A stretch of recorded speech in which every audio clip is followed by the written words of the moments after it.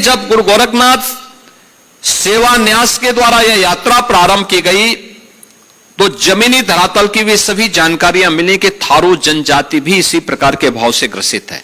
और उसके बाद ही सरकार ने फिर पहले यात्रा के बाद जब कुछ हमें डाटा मिले कि क्या क्या स्थिति है, वास्तविक स्थिति क्या है जमीनी धरातल की, तब हम लोगों ने फिर तय किया कि भाई थारू, मुसहर, कोल, गौड़, चेरो, सहरिया, बुक्सा, ये जितनी जनजातियां हैं इन सभी जनजातियों को हम 100% सेचुरेट करेंगे, यानी सभी प्रकार की सुविधाओं से आच्छादित करेंगे।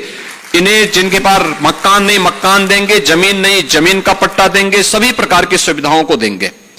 और आज मुझे बताते हुए प्रसन्नता है कि सभी लोगों को सभी प्रकार की सुविधाएं प्राप्त हो रही। नहीं तो 2017 के पहले इन क्षेत्रों में भूख से मौतें होती थी। हमें आभार व्यक्त करना चाहिए राष्ट्रीय स्वयंसेवक संघ का,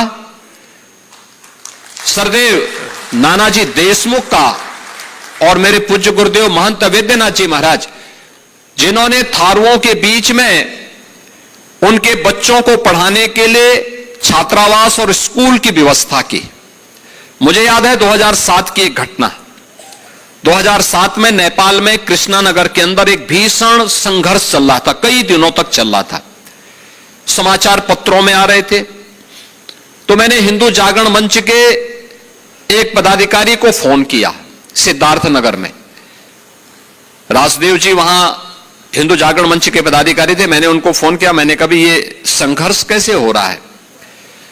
तो उन्होंने मुझे बताया कि ये माओवाद और मदेशियों के बीच में संघर्ष है।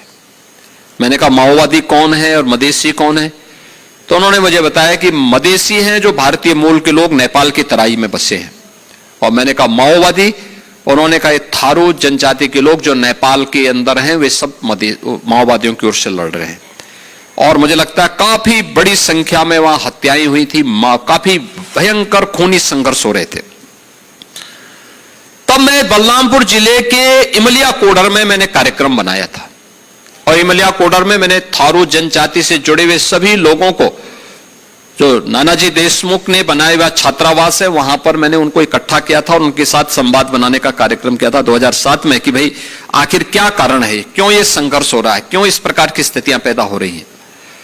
और मुझे यह सुनकर के सुखद अनुभूति हुई कि भारत के रहने वाले सभी जितने भी थारू जनजाति से जुड़े हुए लोग थे, इन्होंने कहा साहब देखिए, उस समय की सरकारें उनका सुध भले ही न ले रही हो, लेकिन उन्होंने इस बात को कहा था कि हमारे लिए नानाजी देशमुख की संस्था दीनदयाल उपाध्याय शोध संस्थान के द्वारा, राष्ट्रीय स्वयंसेवक संघ के द्वारा, मां पाटेश्वरी मंदिर देवी पाटन के द्वारा और उससे जुड़ी हुई संस्थाओं के द्वारा उनके लिए कार्य किया जा रहा है। और हम लोग भारतीय हैं, पहले भारतीय हैं, और हम भारत की आन मान और शान के विरुद्ध किसी भी प्रकार का कोई षड्यंत्र स्वीकार नहीं करेंगे। आप